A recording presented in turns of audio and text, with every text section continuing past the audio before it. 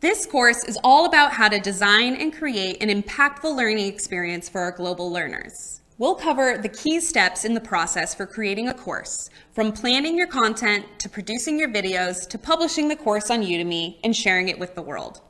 By the end of this course, you'll be able to use the Udemy Marketplace Insights tool to identify in-demand topics and refine your course topic. You'll identify the ideal learners for your course, determine and write clear learning objectives for your course, create practical activities and assessments, and understand their importance to the learning process.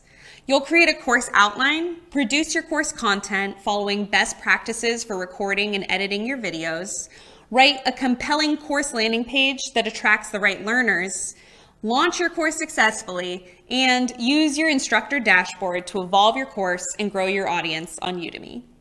This course is primarily geared towards new instructors who've never created a Udemy course before and want to learn course creation best practices and tips for producing content.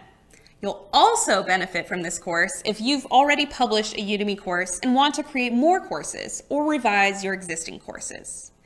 In the next lecture, I'll provide a step-by-step overview of the course creation process so you know what's ahead.